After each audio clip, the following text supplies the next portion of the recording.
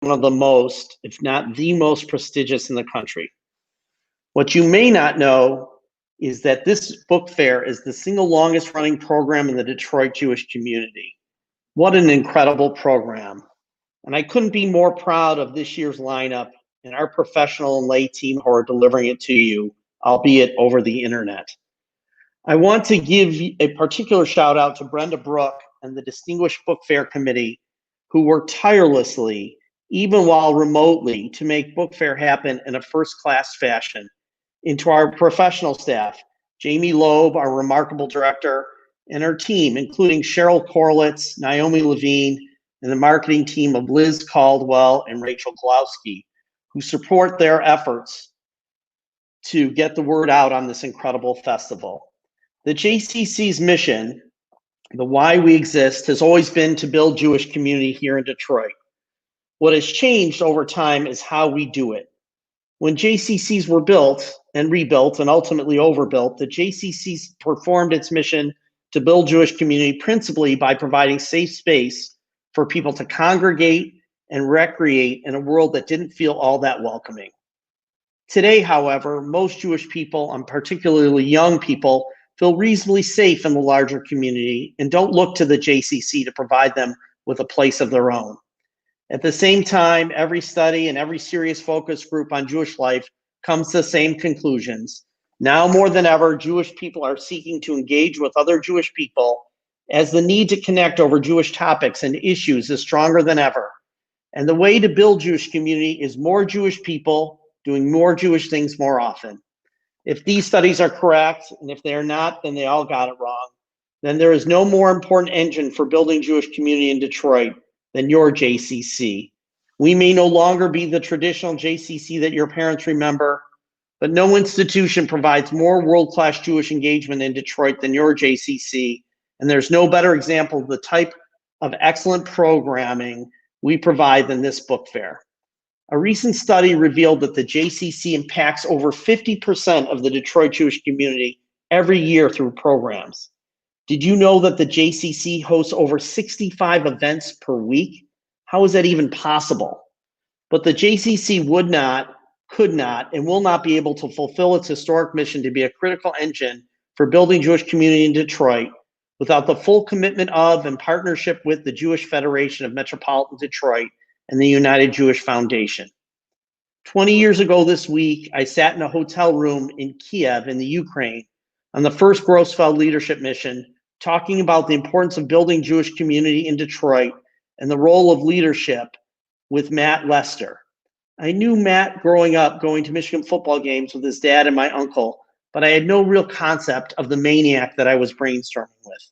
Matt is founder and chief executive officer of Princeton Enterprises and recently was named president of the Jewish Federation of Metropolitan Detroit after serving many years as an officer and board member, and was a past recipient of the Federation Frank A. Wetzman Young Leadership Award. Matt is a good friend and a joint venturer with us in the noble quest of building Jewish community here in Detroit. Matt, the screen is yours. Thank you, Brian. Good evening, everyone. It is truly an honor for me to be here and to give greetings to all of you on behalf of the Detroit Federation of Metropolitan Detroit. The JCC, through among other things, its high-level programming, has been a cornerstone of Jewish life in metropolitan Detroit for nearly a century. At a time when all of us are navigating our way in response to the COVID pandemic, we at Federation applaud the efforts of the JCC, who have continued to thrive in this new normal. In particular, I want to acknowledge the tireless work of the JCC staff under the leadership of my good friend, CEO Brian Siegel, COO Jeff Lasday, and board chair Mark Rubenfire. Your dedication is truly an example of leadership at its highest level within our community.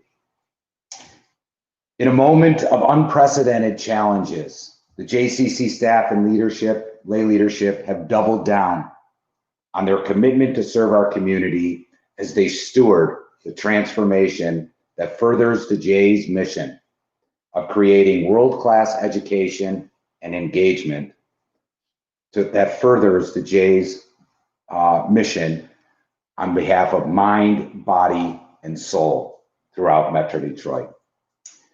In many ways, this remarkable virtual event is an example of the new ethos of the center. Simply put, ours is the best Jewish book fair anywhere in the country, bringing not only some of the nation's most esteemed authors, but also some of the most innovative programming.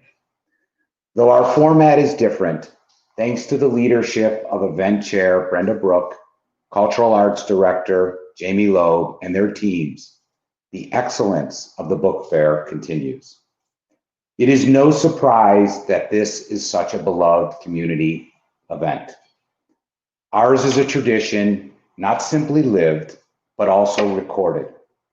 We are known as the people of the book, not only because of the centrality of the Torah, but because of the written word. We have documented our history, proclaimed our present, and dreamed our future. In the pages of Jewish literature, we find the broadest experiences of the Jewish people. And that is what this event, the JCC, and the Federation are all about. Creating a big tent of Jewish life, a place where every member of the community can gather and find a home. So again, I'm honored to be here tonight to join each of you, even from a distance, as we come together to learn, explore, and celebrate. Thank you again, and Yasher Koach to you all. Thank you so much, Brian and Matt. It is my pleasure to welcome you this Tuesday evening to opening night as we present Colum McCann, author of Apeirogon, a novel. Tonight's program is dedicated in loving memory of longtime book fair committee member Sherry Schiff, who left us much too soon. Sherry was deeply involved in interfaith relations in our community, and she would have loved Apeirogon. This year, in order to provide as much programming to the community as possible, we've made all of our events free of charge. So if you enjoy this event and the other book fair events, please consider becoming a patron or donating to book fair. And remember, today is Giving Tuesday. You can do this on our website, culturalarts.jccdet.org/bookfair. We rely on community support to make this annual event possible. So please consider a donation, and we thank you in advance for becoming part of our family. The book fair team would like to thank the supporters of tonight's event, the Commerce Township Community Library and Congregation Beth Am Sisterhood.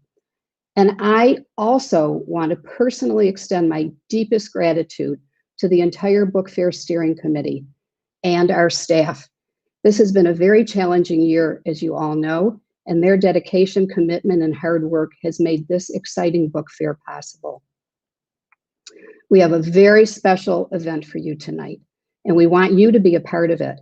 You can ask questions and offer comments in the YouTube comment section below, or by texting to the number in the upper right-hand corner of your screen.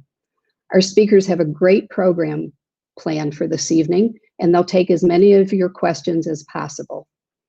While you're here at our YouTube channel, don't forget to like this video, subscribe to the channel, and click the reminder bell. That way you'll never miss any of our exciting events. The focus of tonight's event is the new novel, Apeirogon, and we have with us the author of this amazing book, Colum McCann, as well as Andrew Lapin, who will moderate the discussion. This epic novel is rooted in the unlikely real-life friendship between two fathers, Bassam Aramim, a Palestinian, and Rami El-Hanan, an Israeli. Tragedy has brought them together, and they use their shared grief as a weapon for peace. You might know the internationally best-selling author Colum McCann from his novels Let the Great World Spin, Zoli, and Dancer, among others. His critically acclaimed short story collections, and his nonfiction book, Letter to a Young Writer. His fiction has been translated into over 40 languages, and he's received many awards, including the National Book Award, a Guggenheim Fellowship, a Pushcart Prize, and an Oscar nomination. Our moderator, Andrew Lapin, is the editor of the Detroit Jewish News and a longtime freelance film critic, journalist, podcaster, and media analyst. Please join me in welcoming Colum McCann and Andrew Lapin. Thank you so much, everyone. It's really truly an honor to be here talking to Colum McCann about Apeirogon, a beautiful novel. Those of you who have read it likely know that. It is available for purchase through the Detroit JCC bookshop, which I encourage you all to utilize.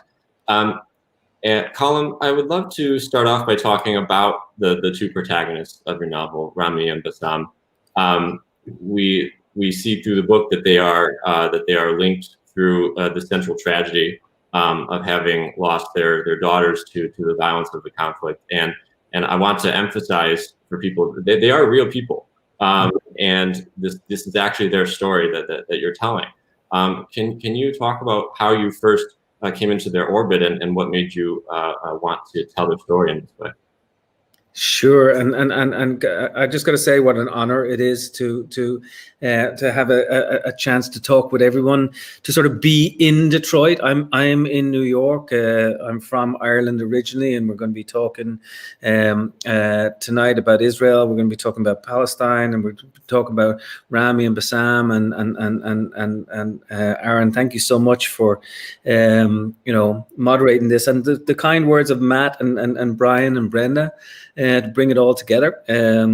It's wonderful in this day and age that we can sort of like virtually come into these new spaces. So thanks to everyone who's there in Detroit, and please feel free to ask any questions. And I'm here as a member of the Irish tribe, which is the original Lost tribe. There are so many connections that we have to talk about. But first of all, to your question, Rami and Bassam, I went with my nonprofit group that I co-founded with my friend Lisa Consiglio, Narrative 4. To the Middle East just over 5 years ago. At the end of a long trip where we were taken around by Greg Khalil, who's from an organization called Telos, which is a peace building organization. We walked up this stairwell in a town called Beit Jala, which is on the edge of Bethlehem, which is on the edge of Jerusalem, as most people know. And I walked up the staircase into this room, and I sat and listened for half an hour to these two extraordinary men, Rami and Bassam, Rami Elhanan, Bassam Aramin, and my heart was blown completely open by their stories. And at the end of it all, I knew that my life had been shifted. I didn't know how much my life had been shifted because, I wasn't sure that I could write something like this. I mean, I'm from Ireland. I live in New York. I mean, I'm not Jewish. I'm not Muslim. I'm not, I don't have any particular, what would they would say skin in the game, except our sort of shared humanity, which is something that I ended up talking a lot to Rami and Bassam about, and it's one of their original and deepest points. But yes, I wrote a novel about two living men who lost their daughters, and I think I'm the only author who can appear at this festival and say that I got my novel signed by two of my characters. So in late February and March, when the book was launched, they came over from Jerusalem and Jericho, respectively, and we went on tour together. Got cut short by COVID, but we traveled together, and it was an extraordinary time. And I just say this in introduction to the characters: they're two of the most extraordinary men that I have ever met. I think they operate on the level of John Hume in Northern Ireland, or Senator George Mitchell, or Aaron Duthai Roy, or even and I don't say this lightly, people like Martin Luther King, their message is a message that we should know one another. It's complicated and it's simple at the same time. We need to know each other like above ground, or elsewise we will end up knowing each other 6 feet below ground. And it was my extraordinary honor to sort of bring them to life in the pages of this novel. What were those initial conversations like? I mean, you're coming to them, you're saying, I want to take the most devastating moments of your lives and turn it into fiction. I can't imagine what that was like. They were unbelievable. They were absolutely unbelievable. I said to them, I want to write a book about you guys. And they said, yeah, okay. And I said, no, but you don't really understand. I'm a novelist. I'm going to make stuff up. And they said, okay. And I said, but look, I'm going to get into your head. I want to get into your heart. I want to get into, the territory that nonfiction supposedly doesn't get into. And they're okay. And then I said to them years later, I said, why did you allow me to do this? Well, they said, well, first of all, we trusted you. But secondly, the worst thing that had happened to us had already happened to us. We had lost our daughters. I lost my, 13-year-old Smadar, and I lost my 10-year-old Abir. And so nothing that could be done to us would be worse than that. And we also knew that the message around our stories, this is what Rami and Bassam were saying, the message around our stories is one that, even if it got distorted, is one that is powerful, profound, and necessary. So they let me do it, and they were extraordinarily courageous. And even when I went across 12 times, and I sat with them and I read them sections, and they would say, yeah, that's a little exaggerated, but it's true. But I was going for I think this is important, Andrew. I was going for the deep textural human truth. That's not about facts. It's not about figures. It's not about area A or area B or C or 48 or whatever else it happens to be. It was about two men and two young girls, and how all of us are involved in that story. Whether we're in Detroit, whether we're in Dublin, whether we're in Jericho, Jerusalem itself, we're all there in that particular story. So the word Apeirogon, which is the weirdest title, I got the award for weirdest title of the year. I might get the award for weirdest title of the decade. I hope so, but I love it. And what it means is a shape with a countably infinite number of sides. And that is not to say that this question of what's going on in the conflict is impossible to understand, nor is it necessarily infinite. What it means is that we are all part of it, and we can land on any particular part of it. And whether we are complicit, whether we are involved, whether we need to know more, whether we are confused, all of these things are particularly important for us to acknowledge. We have a question about the structure of the book, which I wanted to ask about as well. It's a very unusual structure. It is nonlinear. It is sort of a mosaic crossing time and space, and so I'd love for you to talk about that. How did you come up with the format of this book? So I knew that I was writing about Israel and Palestine. I also knew that I was going to have to knock the conventional narrative in a way.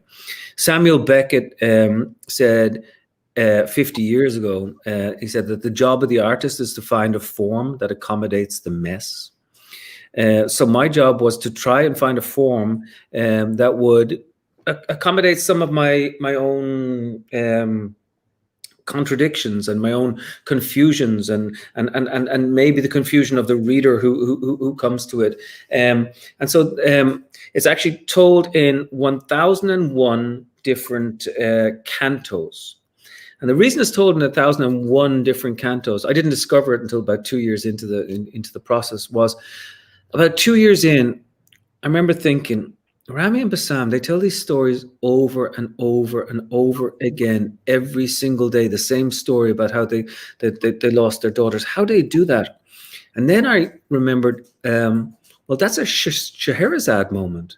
That's a moment from 1001 Nights. That's a moment from Arabian Nights. Scheherazade, she tells the story in order to keep herself alive. And then I realized, oh my gosh, Rami and Bassam, they're telling the story in order to keep their daughters alive.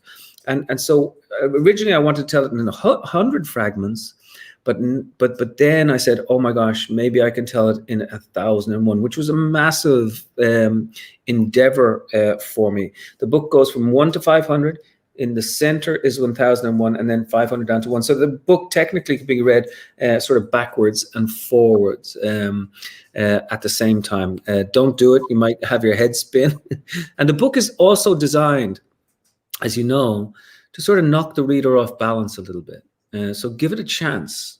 One of the most important things for me was that when my son, Johnny Michael, read the book, he became my reader.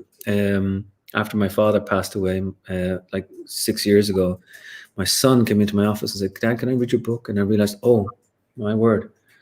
My father used to be my reader. My son has just come in. And that was one of those like chilling moments.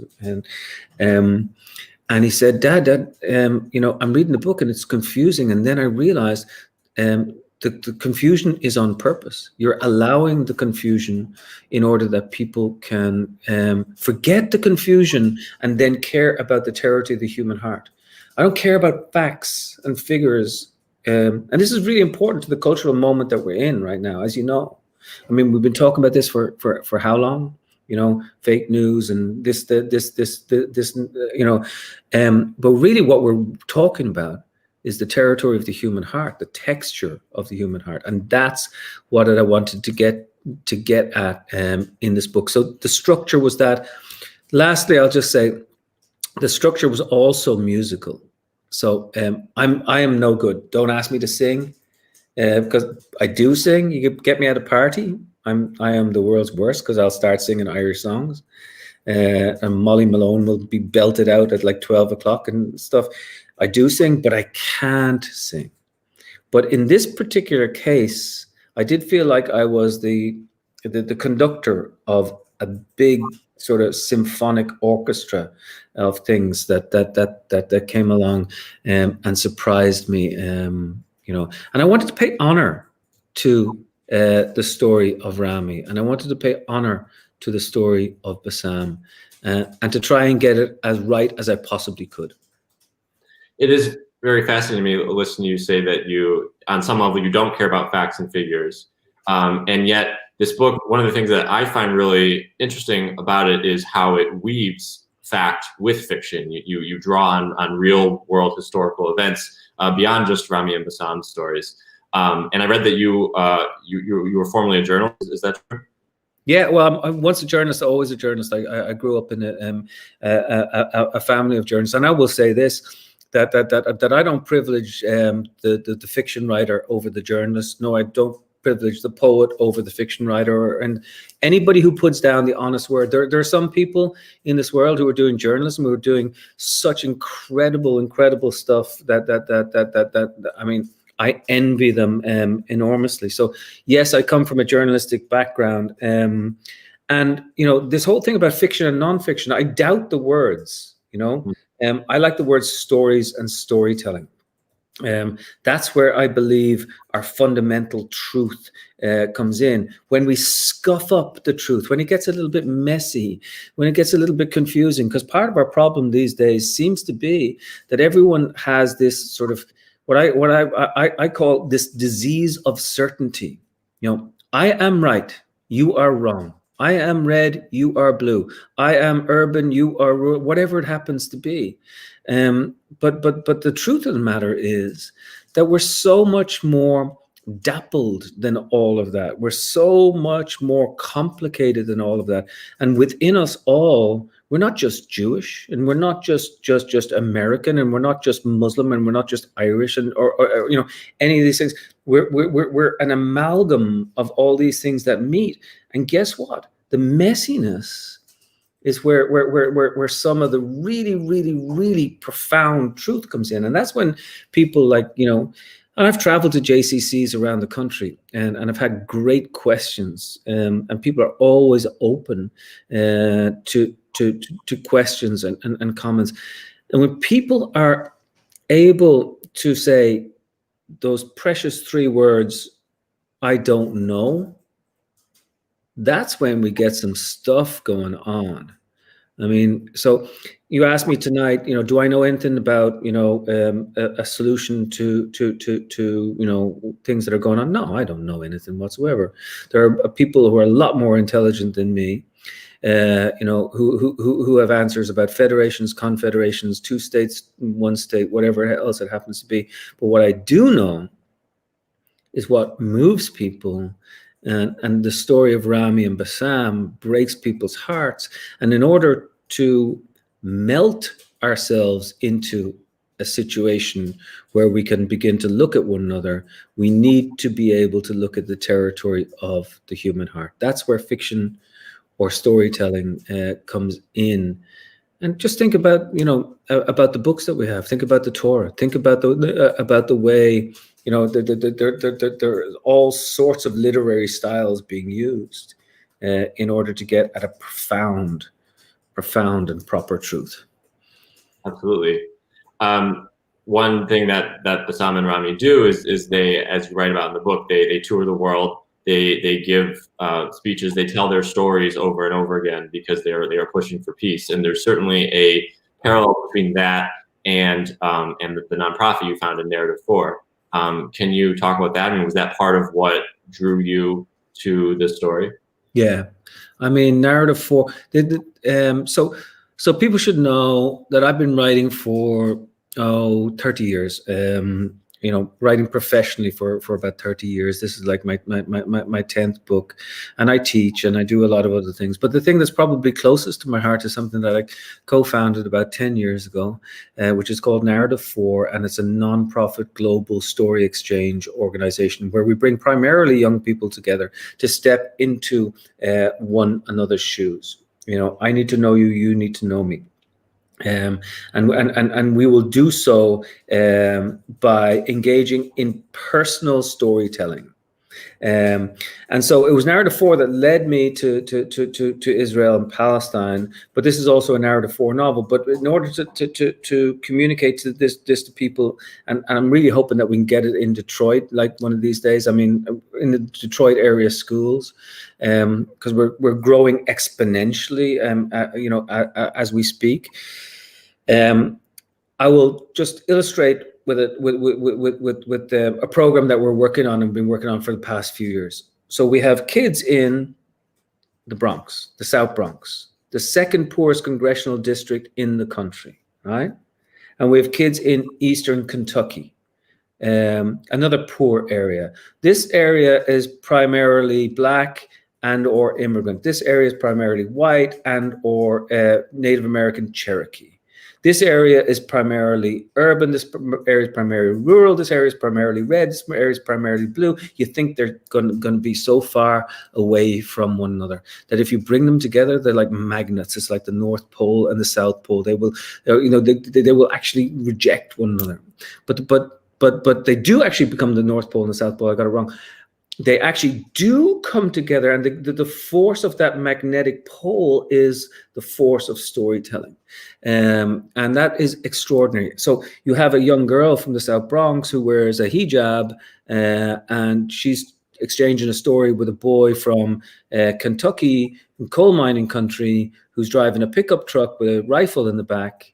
And they supposedly won't ever know one another. And then they get into their stories. Well, I wear my hijab because it covers my my AirPods, and I'm listening to some funky music. And I carry a rifle in the back of my pickup truck because, you know, my family's poor and I need to shoot rabbits. And these sort of things occur. And then suddenly they realize, oh, we're much messier and we're much more nuanced than we thought we could be in the very first place.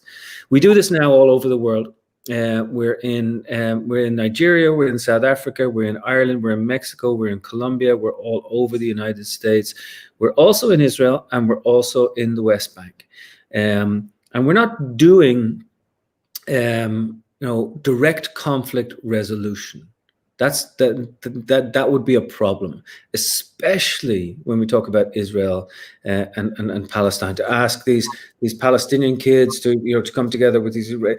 What we're much more interested in is that the Israeli kids, talk amongst themselves, and then maybe exchange stories with kids from Limerick, Ireland, right? And then the Palestinian kids maybe exchange stories with kids from New Orleans. And when they come back, their hearts are sort of grown into such an extent that they can look at themselves differently. And this is part of what Rami and Bassam talk about. We need to know ourselves in order to know others. Now, how did Rami get to know himself? It took a long time, and he did it when he finally saw a Palestinian woman step off a bus, clutching a photograph of her dead child to her chest. How did Bassam get to know himself? Well, he was in prison for 7 years, and he watched a documentary about the Holocaust, and things changed for him. We are, in that respect, sort of these messy human beings that carry all the keys and all the potential to actually know one another, as long as we are prepared to be sort of, I suppose, big in our intentions. Yeah, that's wonderful. We have a question about the Jewish themes that have come up in some of your other work. I mean, you're coming at obviously this story as sort of an outsider, but it seems that you've been working with Jewish themes for a while. Can you speak to that significance for you? I love that question. Who's that person? God bless them. I mean, they've obviously been reading my work because, from a very, very, very early time, I grew up in Dublin. I had a Catholic background.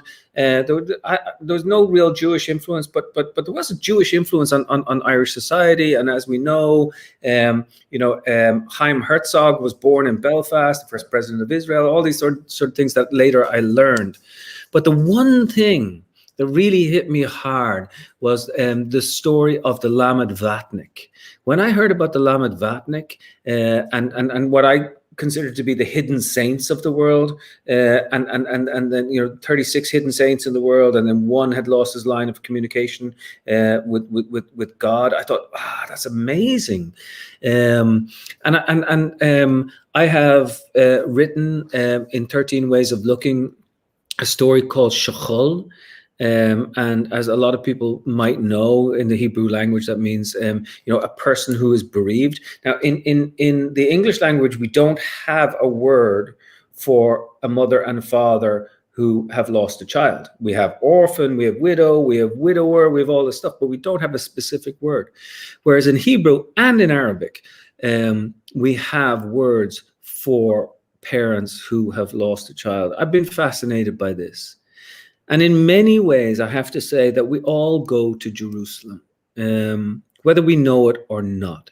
Whether you're like a 8-year-old Catholic boy in Dublin, you're going to Jerusalem because of, it's the meeting point of 3 continents, it's the meeting point of 3 religions, but also it's a word that resonates in our heads. And, I suppose I've been interested in what it means to be outside of myself, which is, I think, a very human thing to do. So I have been interested in Jewish scholarship. I've also been interested in Muslim scholarship. I've also been interested in, in Islam and the hanging poems from the 6th century and the way all of these things come together in a mosaic. And can I tell you? I mean, you've been to Israel and you've probably been to Palestine, right? Absolutely, yeah. Yeah. And the friendliness that I met there, and I'm sure that you met there, like no matter where it had to be, Tel Aviv, Jericho, Ramallah, incredible. Yeah. And the way that we're not actually allowed to know one another. And one wishes that we could know one another. That comes about through stories and storytelling, and my favorite, like my heroes of the moment, teachers. Teachers are the ones who can allow us access to what it means to be, not other, because the other is wrong, because we're all in this together. But I would love to bring you, for example, to Beit Sahur, to meet friends and there, and they would welcome you with sort of open arms, and it's the same for me when I was studying Ireland, in Northern Ireland. I was always like worried about being a Catholic as opposed to a Protestant, and then when people come together, when they recognize each other, there's something profound about the possible engagement. Absolutely, yeah. We'll give a shout out to Robin Tarabello for that great question. Stephen Schofer for the earlier question as well. We have another question here from Ima Karen, if I'm saying that right, regarding how much time you spent with Remy and Bassam after that first meeting to really get to know them and get to know their stories. And I'll add that, like, reading the book, the more you learn about both men, the more I can imagine exciting their characters become to a novelist. Bassam becomes a Holocaust scholar. Remy, a former member of the IDF, who starts to speak out against the occupation. There's so much in there that must have been fascinating to you. Oh yeah, and negotiating all that territory, and being with them, and traveling on Remy's motorbike, and walking through the checkpoints with Bassam. I spent a lot of time with them. I spent a lot of time with them in my head, and I spent a good deal of time with them in person. But and also, can I just say that it sort of makes me a little teary sometimes, but they became my best friends, and they will remain my best friends. This was a very dangerous thing for them to embark on. Not for me. I mean, I can get out of it. I'm a novelist. I can move on to other things. But this is their lives, and they handed me this precious thing, which is the story of their daughters, which is also the story of how we need to engage. And guess what? They piss a lot of people off. A lot of people get annoyed when they start to talk about peace. A lot of people get annoyed when they say we need to know one another. How can Bassam Aramin go into an Israeli school and when he spent 7 years in prison and was commander of the Fatah unit? How can that actually happen? But Bassam does it, and Ramy does it, and what they are doing, I believe that they're on the right side of history. And I think they know they're on the right side of history, but it takes an awful lot of courage in order to do so. So for me to go across, yes, I went across, like, I don't know, about a dozen times or so, but sometimes weeks and weeks and weeks on end.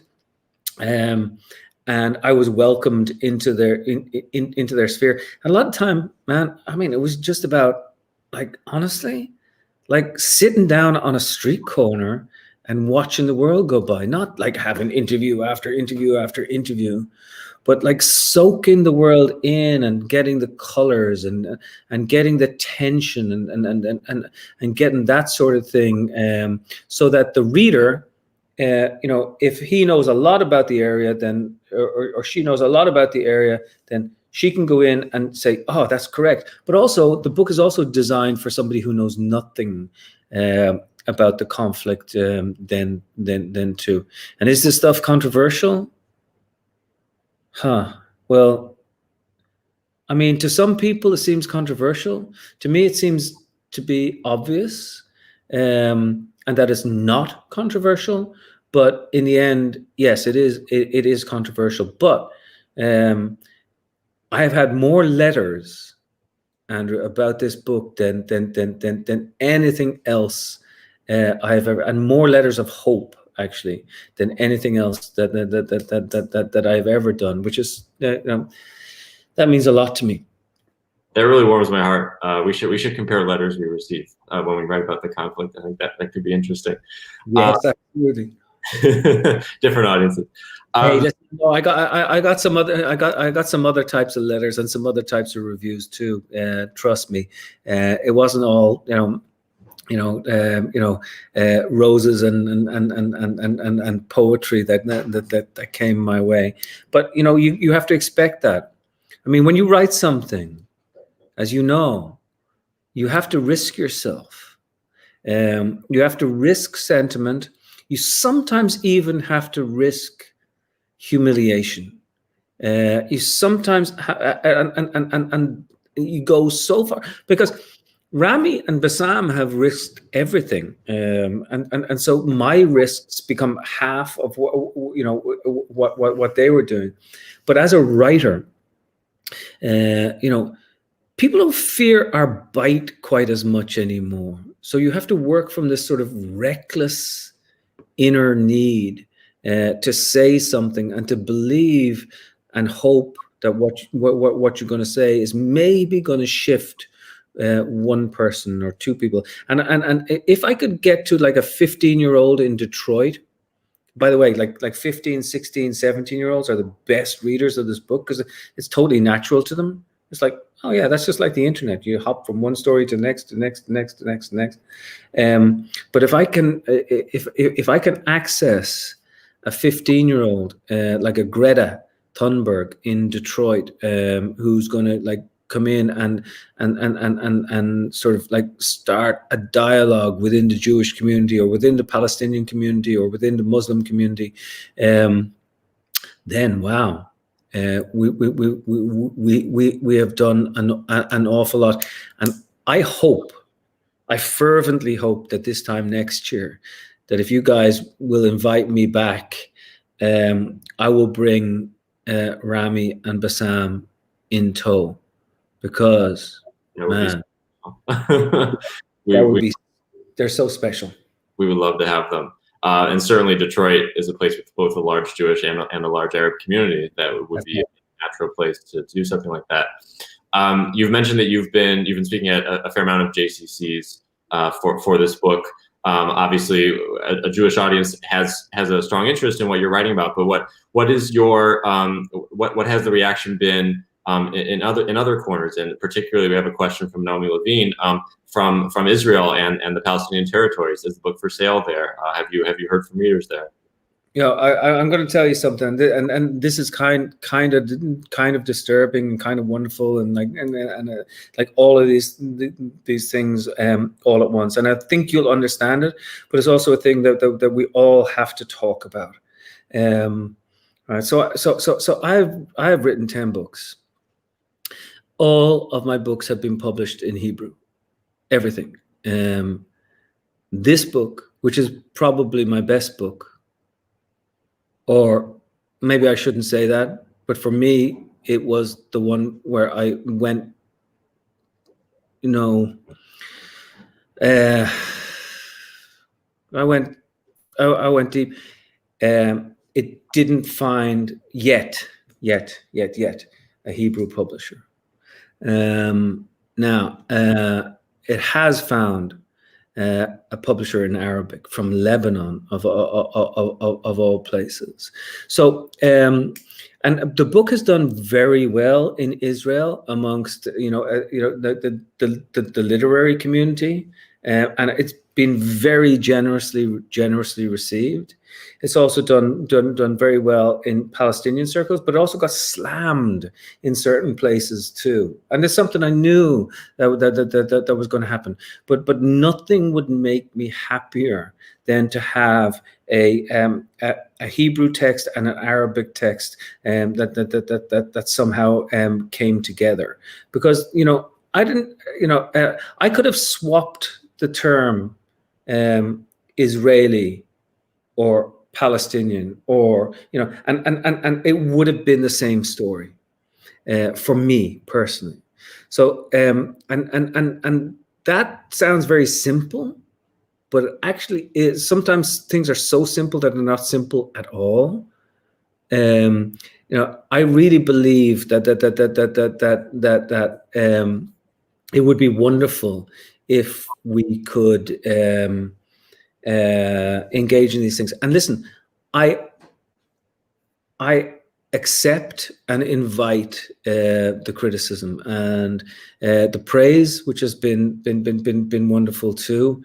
Is enormously gratifying, but it's not my story. It's not about me. It's about Rami and Bassam. And when you get to the heart of those men, and when you get to the heart of their daughters, and when you get to the heart of their societies, the ordinary people in these societies, that's when this stuff starts to happen. So I do think, like John Berger says, never again will a single story be told as if it were the only one. We have to tell the stories over and over and over and over again. I have to say, I'm shocked to hear that the book is not yet available in Hebrew. That seems very surprising. It's in French, it's in Croatian, it's in Japanese, it's in Chinese. It's like, there are 30 different languages. But there's some. I mean, there's some opposition. So but that's okay. This is part and parcel of our engagement with this stuff. I mean, there are a number of people talking about it, and we're trying to get it done. So I'm not criticizing anybody. I will say that I think it's going to get done, and I'm looking forward to the moment when it is done. Mm-hmm. When you do receive criticism, negative feedback about this book, what corners is it coming from, and what are people saying? I don't know. Sometimes the extreme right wing, sometimes the extreme left wing. Sometimes I'm colonial. Sometimes I'm a Zionist. Sometimes I'm pro-Palestinian. Sometimes I'm pro-Israeli. I mean, and really in the end, I'm sort of pro-peace, as one of my good friends would say, and you have to recognize that it's actually easy to be on the margins. Right? It's actually so much easier to be in the extremities than it is to be in some sort of complicated, muddled middle. And so I like to be in the complicated, muddled middle. And when the extremities reduce it to simplicities, that's when we have to stand up and say, okay, I understand. I respect your point of view. And a lot of the stuff I agree with, but I just don't think that I agree with it in its fullness and in its like we talked about earlier, in its absolute certainty. Let's not be so certain that we are correct. And that certainly applies to myself too. And that's what I loved about like Rami and Bassam. They're complicated men, They hold all these. It's very Whitman-esque. It's very 19th century sort of like American. I am large. I contain multitudes. Do I contradict myself? Very well, then I contradict myself. And that's when the American democracy was sort of expanding in extraordinary ways. I think we got to get back to the stage where we can say to one another, very well then, I contradict myself. I contain multitudes. That's wonderful. I have to read this comment we just got because it's so moving to me from Suzanne. As a senior woman, a lawyer, part of whose family went to pre-Israel Palestine to escape the Nazis, I find your book amazing, and it changed my perspective of the conflict and find it hopeful. I wanted to share that because I think can I just say to Suzanne, and like that means the absolute world to me, because let me tell you about Rami and Bassam. Their stories are, despite all the evidence, despite the rubber bullets, despite the suicide bombers, despite all of this stuff, their stories are stories that are full of hope. And I would rather be the person who, alongside Suzanne and others, who wears his or her heart on her sleeve than to be the squinty-eyed cynic sitting in the corner with facts and figures and histories all piled up in folders. Because really what we have to do is emotionally unfold ourselves to the mystery that is something that says, I am not certain about this anymore. And for her to say that her it changed her idea of things. That's all I want to do. It's a there is that ancient Jewish thing about, like, if you save one drop of blood, then you save you save the world. And Rami talks a lot about that, and so I'm deeply grateful for that. It's a powerful saying. It's one of my favorites. Mm-hmm. I would love to ask you about the motif, specifically of birds in your book, because they're everywhere. They're on the cover, but they clearly have some special meaning for you. Birds in the Levant, birds in the region. Can you talk about why the birds? Okay, I gotta tell you that I knew not a thing about birds before I went to Israel and Palestine. I knew not a thing. I'm not an ornithologist, not even interested in birds. And then when I got there, I realized that there was a bird ringing center, both in Jerusalem and in Beit Jala. And I didn't know what in the world is a bird ringing center. Then it struck me that these birds land in this area, and this is the second busiest migratory highway of birds in the world, going over this narrow strip of land between Africa and Europe, and oh my gosh, when I realized that, I got really interested in birds and patterns of bird migration. And the thing is, so I want you, the reader, to be a bird. I want you to come from Ireland. I want you to come from Detroit. I want you to come from Sweden. I want you to come from South Africa. I want you to land in this place and be confused by its borders, be confused by its boundaries, but also to be tagged in a certain way, and at least own a part of this, because I think we're all involved in that part of the world, more so than any other conflict in the world. We're talking about something that is a cipher for sort of emotional, intellectual, political, and also theological engagement. So that's why it's so important that we tell this story, and also so important that we scuff it up. Absolutely. I have to bring this up because it excites me, but your novel has been optioned by Steven Spielberg to be made into a film, and Schindler's List is a crucial part of Bassam's story. What does that mean for you, and are you involved in the film at all? Have you talked to Spielberg about what kind of form it might take? I am involved in the film, but it's been written by this wonderful screenwriter who wrote Beautiful Boy and also Lion, and it's taking shape right now. The most amazing thing, can I tell you, is that Rami's family and Bassam's family have been taken in on board to consult on the film.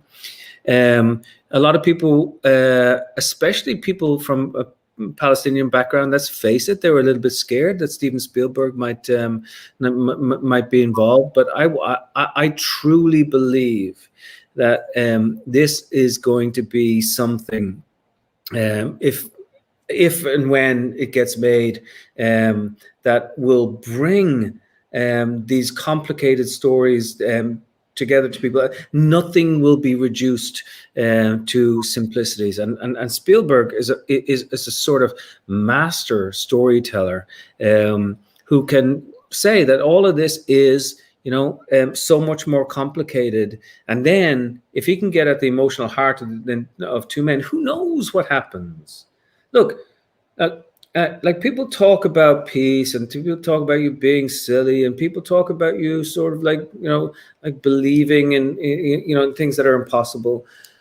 I would have told you that it was impossible in the 1980s, growing up in in Ireland, with my mother from Northern Ireland, that it would have been impossible to have peace in Ireland in 20 years. But guess what? In 1998, the Good Friday Agreement came in. It is now 23, almost 23 years old, the Good Friday Agreement. And one of the other things that Bassam and Rami talk about, but in particular Bassam, the Palestinian, he says, don't you think it's amazing that, you know, after everything that happened in the 1940s and 1950s, that there is now a German embassy in Tel Aviv, and there is also an Israeli embassy in Berlin. Now, who could have conceived of that sort of thing? So I think the bold thinkers, and may they be young or old or whatever it happens to be, the bold thinkers are those who actually know that peace is essentially possible, if not absolutely probable. That's certainly a sentiment I think we can all hope for and aspire to. I find it interesting that, you know, we haven't really been talking so much about politics, because I don't think that's really the thrust of the book, but I have to imagine that simply by writing it and putting it out into the world, you have found yourself at the front lines of kind of the current political situation of Israel-Palestine. And I'm sure for a lot of people who've been following these issues for a long time, it can be hard to still have hope that that there is a better world possible. What would be your message to people who may want peace, who don't think that it's achievable in our lifetimes? Yeah, well, it's pretty grim right now, and we all know it's pretty grim right now. But the fact of the matter is that you have to sort of outlast it. I mean, in a certain way, nobody knew that the Berlin Wall was going to fall. Nobody knows when Greta Thunberg is going to walk out of her classroom and inspire a whole, you know, climate change movement. Nobody knows when something random and crowdsourced can come up from underneath. I do feel this, though, that it's not going to be from above. It's not going to be from some sort of American administration or Irish, you know, engagement. Or anything. I think that this movement is going to be random and crowdsourced and will be pulled from underneath. I do also think that a lot of it has to do with stories and storytelling and the way. There's some young people out there who will be able somehow to knock us off our comfortable balance, and something will happen. If it doesn't happen, then fine. But that doesn't mean that we shouldn't try, and it also doesn't mean that we shouldn't hope. Yeah, it's dangerous to wear your heart on your sleeve. But it's so much more interesting than allowing it, you know, all the waves to crash over you. I mean, I can see things happening. I mean, do you remember how people used to talk about Detroit? I mean, I don't know much about Detroit, but I do remember like seeing like all the stuff, you know, from 2007, 2008, and so on, and then to see and hear about the re-engagement of people, about like art and about stories and about like community level stuff happening, and wow, and living in New York, I know that's going to have to happen soon, you know, in this city. So there is always the possibility of things. But look, I think you have to be like Gramsci. You have to be like a pessimist of the intellect and an optimist of the will. In other words, like when reality hits you, you're a pessimist because it is pretty tough out there. But when the dreams hit you, you have to be an optimist.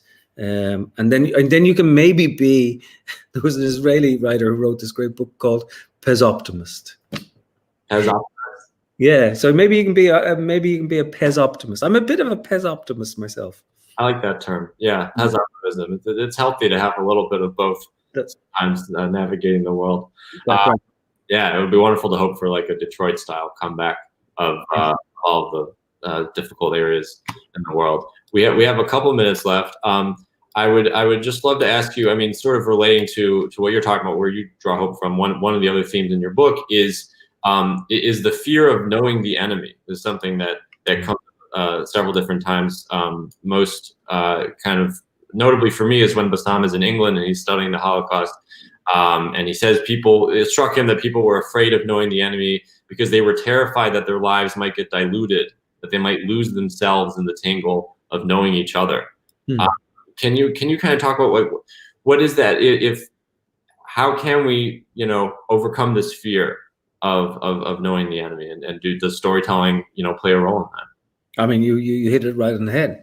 I mean, that is the answer to the question. Storytelling, personal storytelling, nuanced storytelling, non-didactic, non-directed storytelling is the way that you actually get to know your enemy. And guess what? It does. There are a lot of people who are not invested in knowing your enemy. There's a lot of money that goes into not knowing your enemy. There's a lot of power that goes into not knowing your enemy. There's a lot of territory that goes into not knowing your enemy.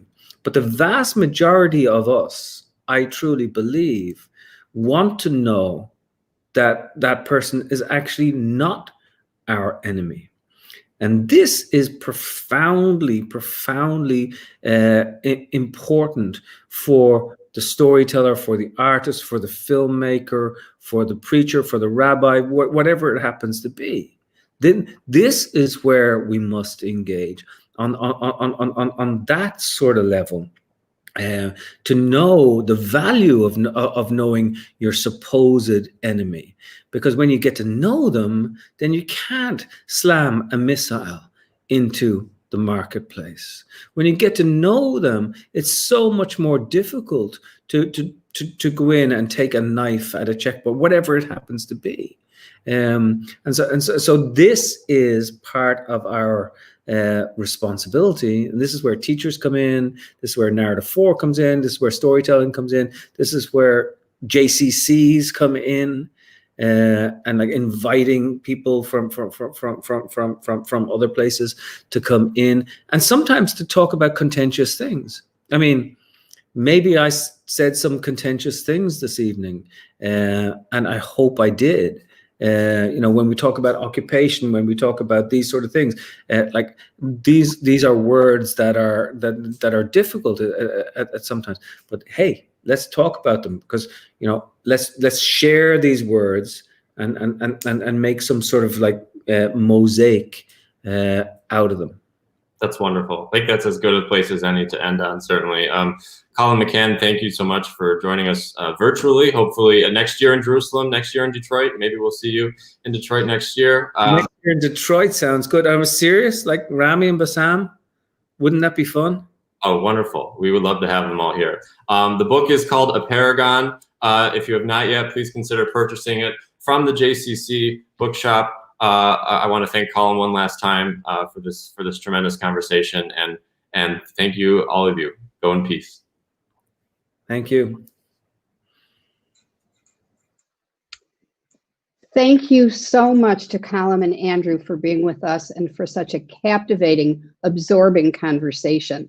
And thank you to all of you at home for joining us. And please tell your friends who may have missed this evening's performance. It will remain up on YouTube and they can see it at any time. Our next event is tomorrow morning at 9:30 when we present the first of our mid-morning programs with Al Pessin, author of Sandblast.